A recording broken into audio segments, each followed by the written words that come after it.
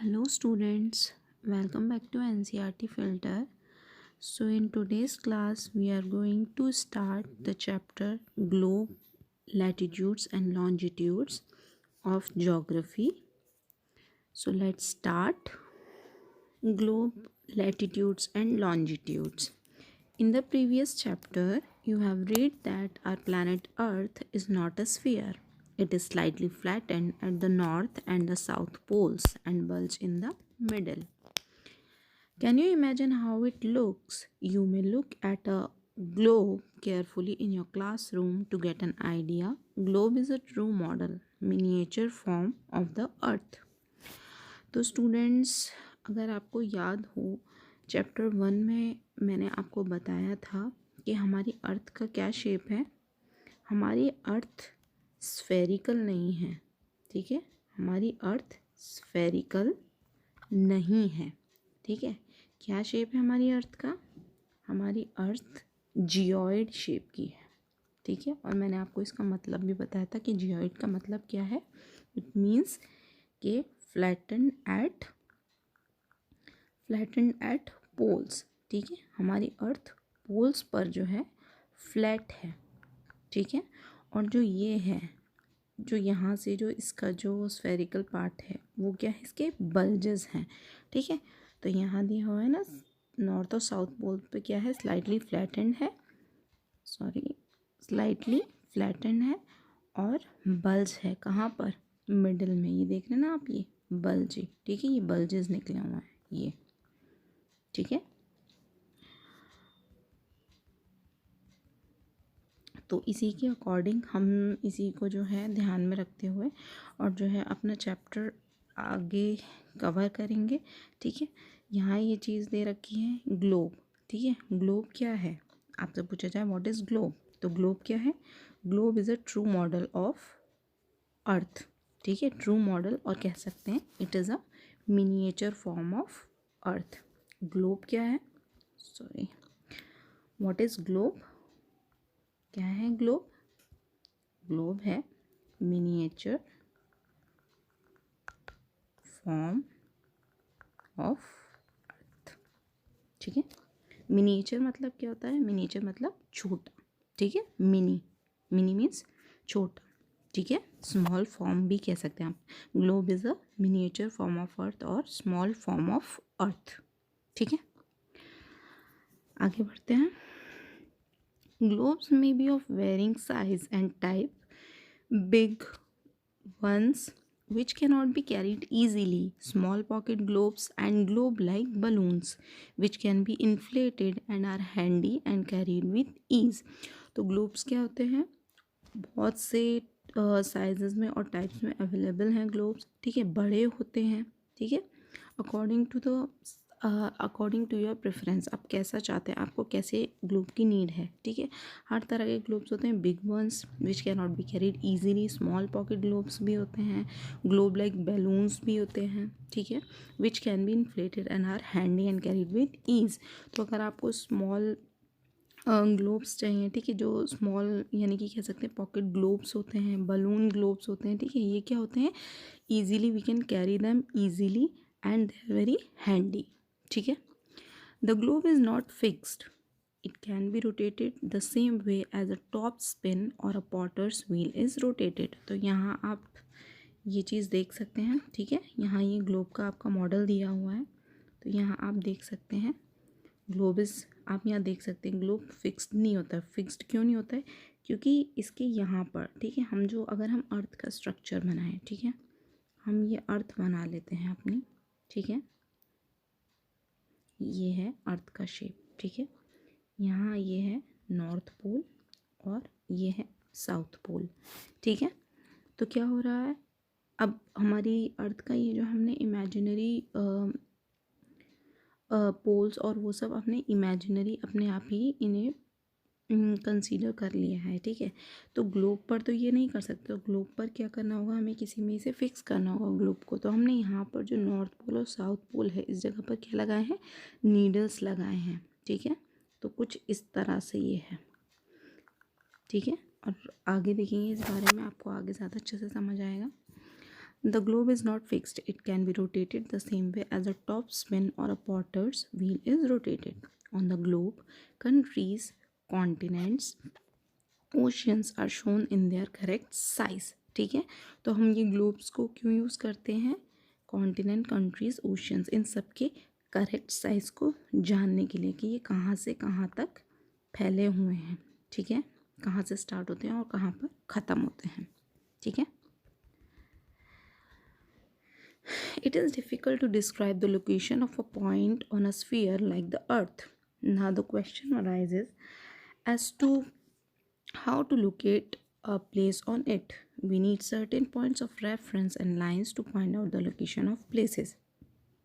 अब जैसा कि हम अर्थ पर जो है फाइंड आउट नहीं कर सकते हैं किसी भी जगह की या किसी भी प्लेस की लोकेशन को. ठीक है, क्यों नहीं फाइंड आउट कर सकते? क्योंकि वहाँ पर कोई भी ऐसा सर्टेन पॉइंट नहीं है. ठीक है, यहाँ पर ऐसा कोई सर्टेन पॉइंट नहीं है जिससे कि हम जो है वहाँ की अर्थ की लोकेशन को फाइंड आउट कर सकें. ठीक है, कि कहाँ पर क्या कौन सी प्लेस लोकेटेड है. Now the question arises as to how to locate a place on it. ठीक है, we need certain point of reference and lines to find out the location of places. तो हमें अर्थ पर, अर्थ हमारी, हम इमेजिन भी नहीं कर सकते इतनी बड़ी. हम उसके अंदर रहते तो आप खुद इमेजिन कर सकते कि अर्थ कितनी बड़ी होगी, कि आप उसकी प्लेसेस को लोकेट कर पाएंगे. इवन आप स्पेस में भी चले जाएं तब भी आप जो है प्लेसेस को लोकेट नहीं कर सकते. ठीक है, तो उसी की ईजीनेस के लिए हम क्या करते हैं, ग्लोब का यूज़ करते हैं. ठीक है, ग्लोब का यूज़ करते हैं. आगे बढ़ते हैं. Point on a sphere like the earth, ये हो चुके हैं. You will notice that a needle is fixed through the globe in a tilted manner, which is called its axis. 2 points on the globe through which the needle passes are 2 poles, जो कि मैंने अभी आपको बताया था. ठीक है, कि जहाँ पर हमने ये नीडल्स को, okay, let me change the color, ये ले लेते हैं. ठीक है, तो यहाँ आप लोग देख सकते हैं जैसा कि मैंने अभी आपको बताया था ये. ठीक है, ये यहाँ पर जो हमने नीडल को फिक्स किया है, तो ये जहाँ पर भी नीडल फिक्स हैं उन्हें क्या बोला जाता है? उन्हें बोला जाता है नॉर्थ और साउथ पोल को कंसीडर किया उसको हमने. ठीक है, यहाँ okay, north pole and south pole. ठीक है, ओके स्टूडेंट्स, तो यहाँ हम ड्रॉ कर लेते हैं रफली अपना ग्लोब. ओके,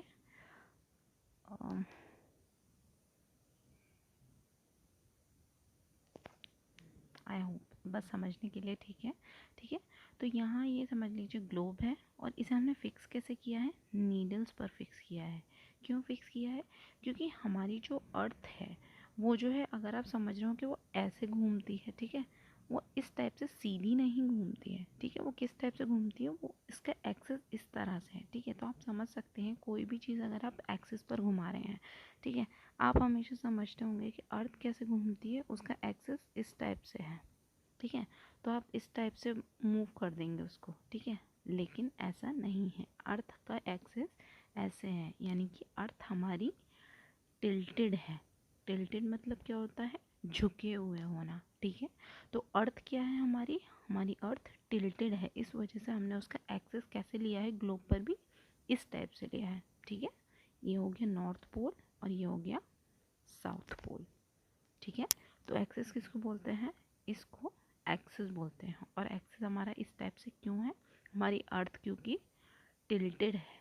ठीक है, हमारी अर्थ टिल्टेड है. ठीक है, तो ये चीज़ आप याद रखेंगे, ये आगे बहुत हेल्प करेगी आपको. ठीक है, आगे बढ़ते हैं. 2 points on the globe through which the needle passes are 2 poles. ठीक है, the globe can be moved around this needle from west to east just as the earth moves. अब यहाँ पर दिया हुआ है कि अर्थ, यहाँ दिया हुआ है the globe can be moved around this needle from west to east just as the earth moves. ठीक है, तो यहाँ से एक और चीज़ आपको पता चल गई. वो क्या? कि हमारी अर्थ का डायरेक्शन क्या है. अगर आपसे पूछा जाए कि हमारी अर्थ जो है किस डायरेक्शन से किस डायरेक्शन को मूव करती है, तो आप क्या कहेंगे? क्या कहेंगे? ईस्ट टू वेस्ट कहेंगे? ईस्ट टू वेस्ट नहीं कहेंगे ना, क्योंकि हमारी अर्थ किस डायरेक्शन में मूव करती है? हमारी अर्थ मूव करती है वेस्ट टू ईस्ट, ठीक है। तो कुछ इस तरह से होता है हमारी अर्थ का डायरेक्शन, ठीक है।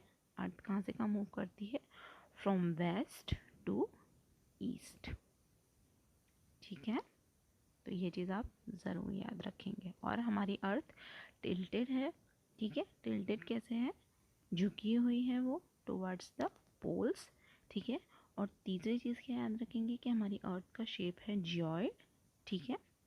और क्या चीज़ याद रखेंगे कि ग्लोब क्या है, ग्लोब जो होता है एक मिनिएचर फॉर्म है किसकी, अर्थ की, ठीक है। चलिए आगे बढ़ते हैं। But remember, there is a major difference. The real Earth has no such needle. It moves around its axis, which is an imaginary line. ठीक है, ये चीज़ मैं आपको बता चुकी हूँ कि हमें जो भी चीज़ अपनी अर्थ के बारे में जाननी है वो हम डायरेक्टली अर्थ पर एक्सपेरिमेंट तो कर नहीं सकते, है ना। अर्थ हमारी, आप जानते हैं, it is impossible, next to impossible कह सकते हैं, ठीक है। तो इस वजह से जो जाहिर सी बात है कि जो हमारी जो रियल अर्थ है उस पर कोई नीडल नहीं है, ठीक है। एक इमेजिनरी एक्सिस है उसका जिस पर वो घूमती है, रोटेट करती है, ठीक है।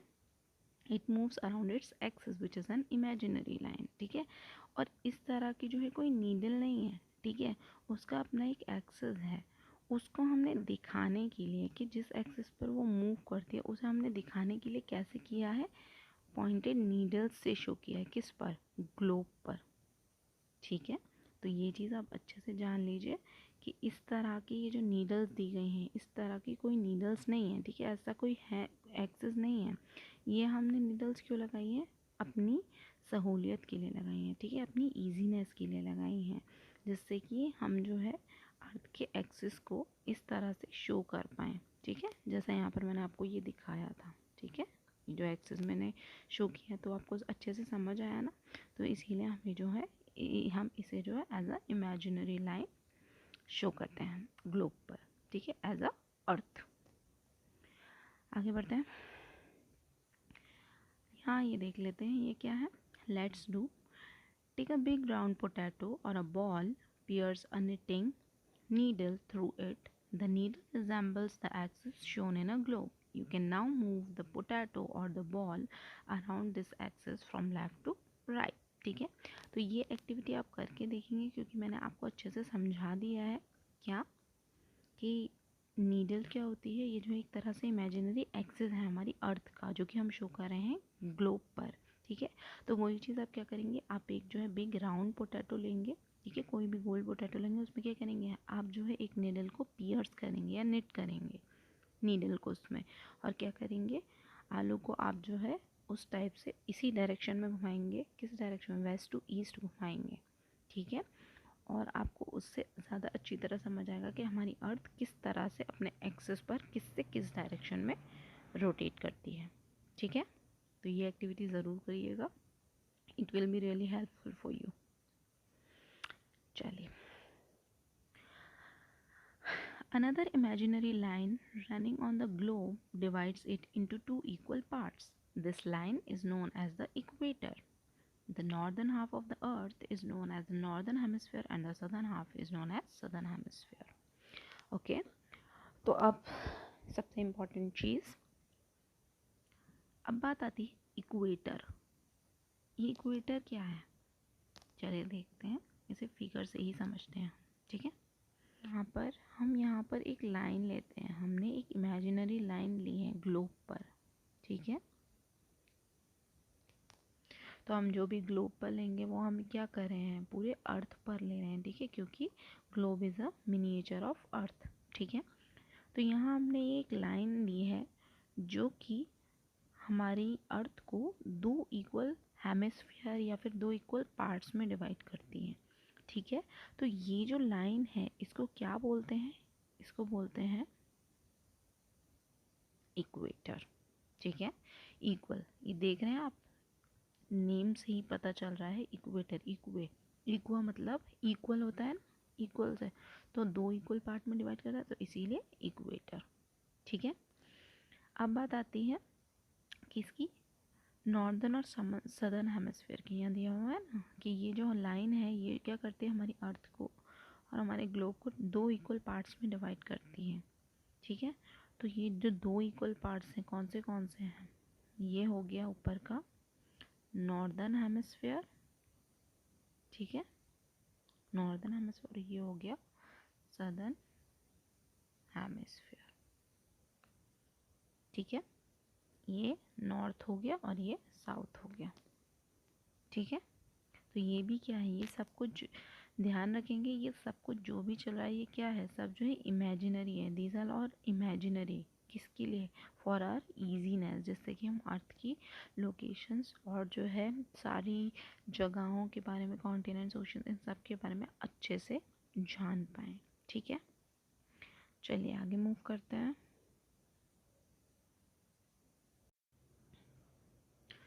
They are both equal halves. Therefore, the equator is an imaginary circular line and is a very important reference point to locate places on the earth. All parallel circles from the equator up to the poles are called parallels of latitudes. Latitudes are measured in degrees. ठीक है, तो यहाँ पर मैंने आपको बताया है equator क्या है, इट्स एन इमेजिनरी लाइन। ठीक है, तो अगर हम इक्वेटर को फॉलो करते जाएं, ठीक है, टुवर्ड्स द पोल, अगर हम पोल की तरह इक्वेटर को फॉलो करते जाएं, जैसे ये है इक्वेटर, ठीक है, तो इसी तरह से इक्वेटर से ऊपर ऊपर तक, ठीक है, ऊपर तक और नीचे तक टुवर्ड्स द पोल, इस तरह से और भी इमेजिनरी लाइंस हैं। ठीक है, पोल्स तक, ये क्या है, नॉर्थ पोल, ये है साउथ पोल। ठीक है, इसी तरह से नीचे भी है साउथ में भी। ठीक है, तो इस तरह से इमेजिनरी लाइंस हैं। तो ये जो लाइंस हैं इनको क्या बोलते हैं, याद रखेंगे आप, पैरेलल लाइंस जो हैं। ठीक है, ये क्या है, पैरेलल है। पैरेलल क्यों है, ये इक्वेटर के पैरेलल ही तो जा रही हैं। पैरेलल लाइंस क्या होती हैं, जो एक ही दिशा में चलती हैं। ठीक है, एक के ऊपर एक इस टाइप से। ठीक है, तो ये जो पैरेलल लाइंस जो हैं इक्वेटर से ऊपर और नीचे भी, तो इन्हें क्या बोला जाता है, these parallel lines are known as parallels of latitudes. ठीक है, या फिर इनको क्या बोला जाता है, इन्हें बोला जाता है latitudes. They are known as latitudes. Latitudes. ठीक है, और अगर आप वैसे आप चाहें तो मेरे चैनल पर और शॉर्ट वीडियोस भी पड़ी हुई हैं, जिन पर मैंने दो जो शॉर्ट्स हैं वो जो जोग्राफिकल कॉन्सेप्ट पर ही बनाया, और वो लैटिट्यूड और लॉन्जिट्यूड से ही रिलेटेड हैं। तो आप चाहें तो उन्हें भी देख सकते हैं, उनसे भी आपकी काफ़ी अंडरस्टैंडिंग होगी। ठीक है, चलिए, तो ये क्या हो गए, लैटिट्यूड। यहाँ आप ये इस फिगर में भी देख सकते हैं। ठीक है, ये देख सकते हैं आप, ये वाला फिगर। ठीक है, यहाँ ये क्या है, ये है इक्वेटर, और इससे ये जो है ऊपर ऊपर जो भी जा रहे हैं टुवर्ड्स द नॉर्थ पोल। ठीक है, ये नॉर्थ पोल आ गया। तो ये जो लाइंस होती हैं इन्हें क्या बोला जाता है, इन्हें बोला जाता है लैटिट्यूड्स। ठीक है, चलिए आगे बढ़ते हैं।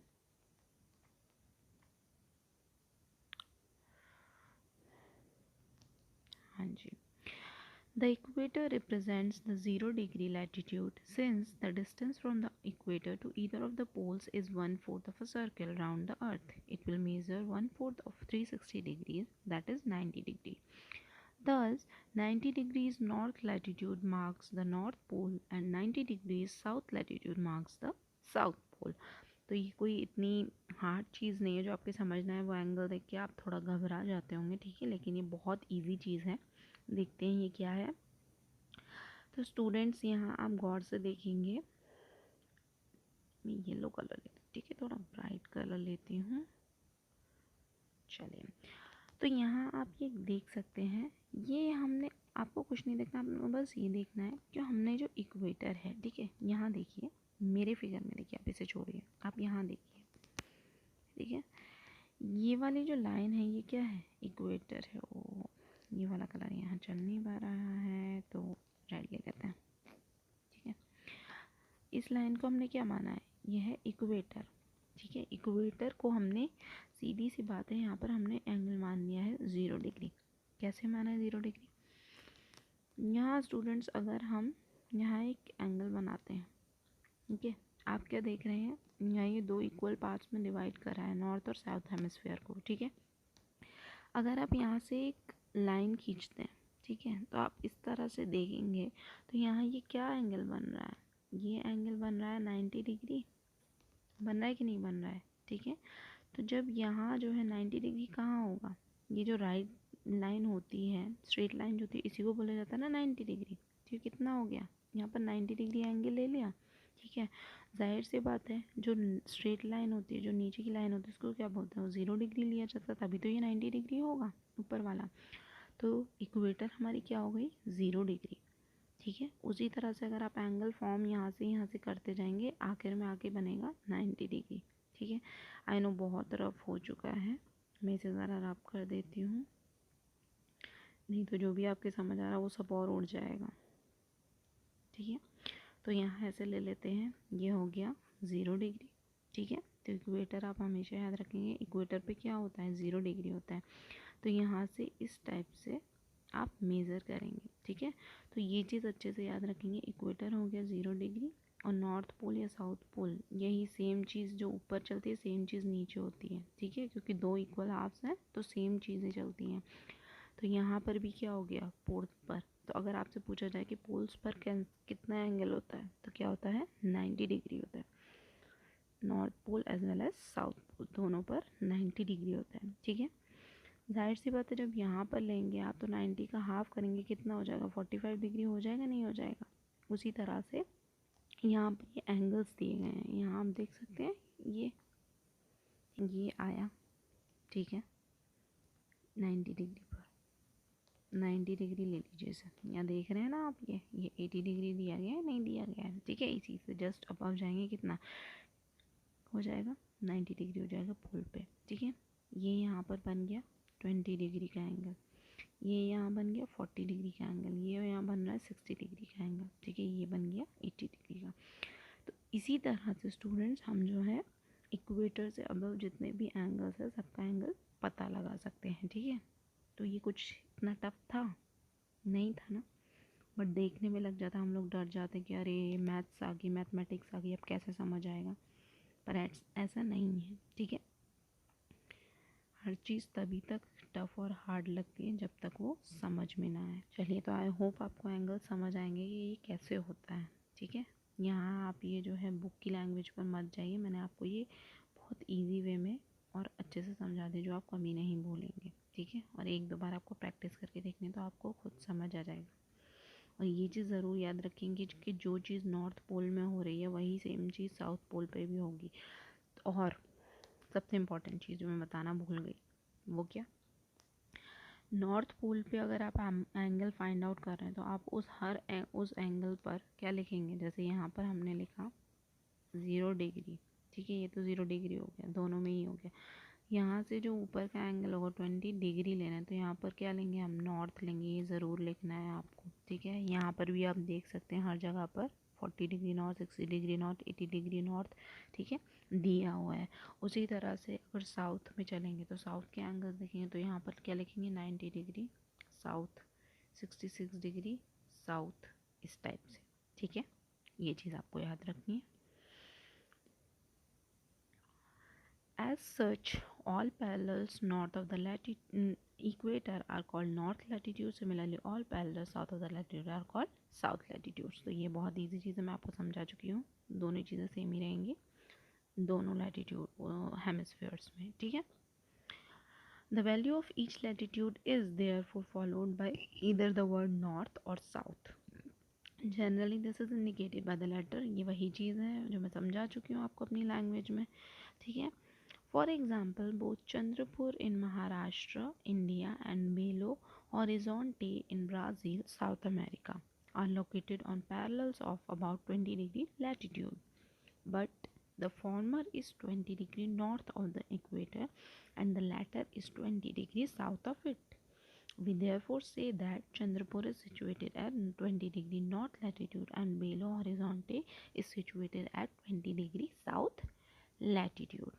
ठीक है, तो यहाँ वही चीज़ है जो मैं आपको समझा चुकी हूँ। वो क्या, कोई भी, अब हम क्या करते हैं, हमने ये लैटिट्यूड्स, हमने ये इमेजिनरी, ये लैटिट्यूड्स क्या हैं, ये क्या है, इमेजिनरी लाइंस हैं कि नहीं है, ठीक है, दीज आर इमेजिनरी लाइंस, ठीक है।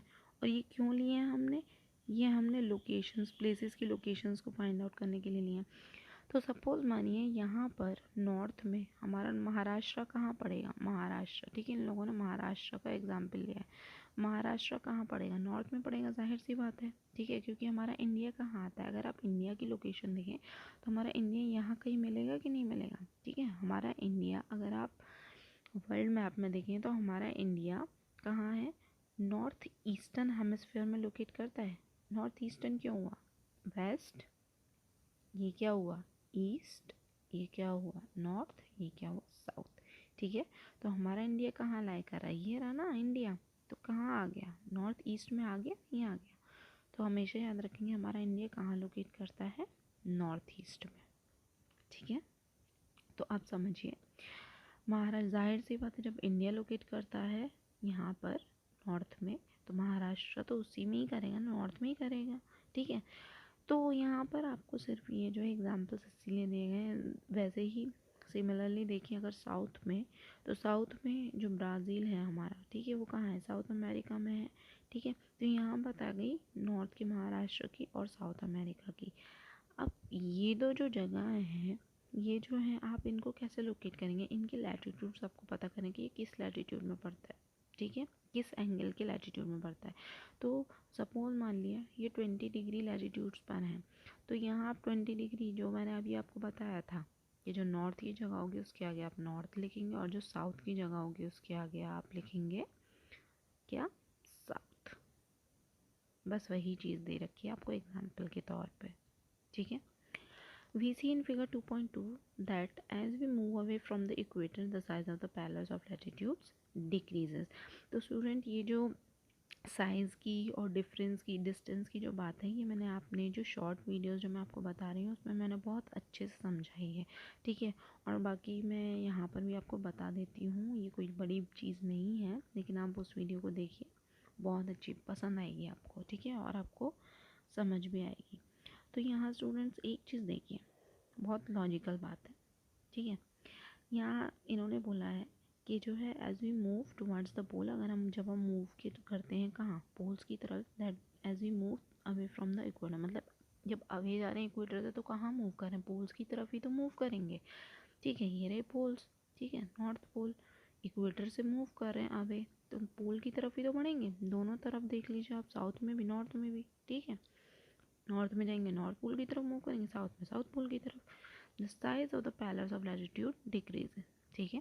जैसे जैसे हम इक्वेटर से अवे जाएंगे तो जो ये लैटिट्यूड्स होते हैं, जो ये लैटिट्यूड्स होते हैं, इनका साइज़ क्या कर रहा है, डिक्रीज कर रहा है, नहीं कर रहा है। यहाँ आप ये देखिए, देखिए ये है इक्वेटर से थोड़ा छोटा लैटिट्यूड, फिर ये है, ये भी इक्वेटर से छोटा है।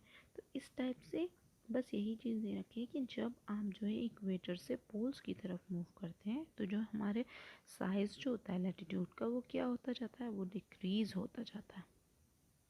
क्या होता जाता है, डिक्रीज़, ठीक है। तो ये चीज़ याद रखेंगे आप। Important parallels of latitudes.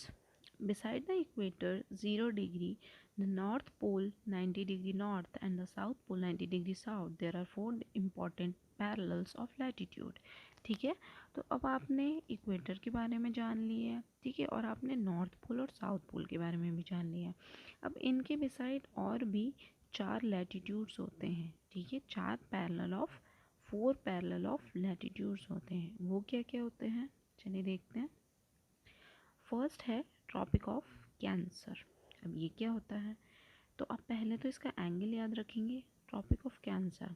अगर आपसे पूछा जाए कि आप जब इक्वेटर से मूव करेंगे तो आपको ट्रॉपिक ऑफ कैंसर कहाँ मिलेगा, किस एंगल पर होता है ट्रॉपिक ऑफ कैंसर, तो ये कहाँ होता है 23.5 डिग्री नॉर्थ में, ठीक है। और कैप्रिकॉन भी यहीं पर ही है, ठीक है। जैसे नॉर्थ में है tropic of cancer, just above the equator कौन सी लाइन होती है, ट्रॉपिक ऑफ कैंसर होती है, कहाँ, नॉर्थ में। और अगर हम साउथ की बात करें तो जस्ट अबव द इक्वेटर और बिलो द इक्वेटर कौन सी लाइन होती है, ट्रॉपिक ऑफ कैप्रिकॉर्न होती है। और उसका भी मैंने बताया था जो नॉर्थ में होगा वही साउथ में, वो सेम चीज़ रहती है। तो इसका भी एंगल क्या होगा 23.5 डिग्री बट साउथ। ठीक है, ये चीज़ याद रखनी है।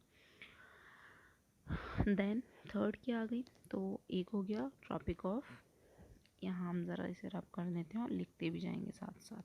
ठीक है, तो हाँ जी, तो क्या होगी, tropic of cancer, tropic of capricorn, then third one is arctic circle. ठीक है, एंड देन अंटार्कटिक सर्कल। ठीक है, तो अब यहाँ पर आर्कटिक सर्कल क्या है, यहाँ आप ये देख सकते हैं, ये क्या है, ये वाला जो है ये क्या है हमारा, ये आर्कटिक सर्कल। और ये जो हम नीचे जाएंगे ये क्या है, ये है अंटार्कटिक सर्कल।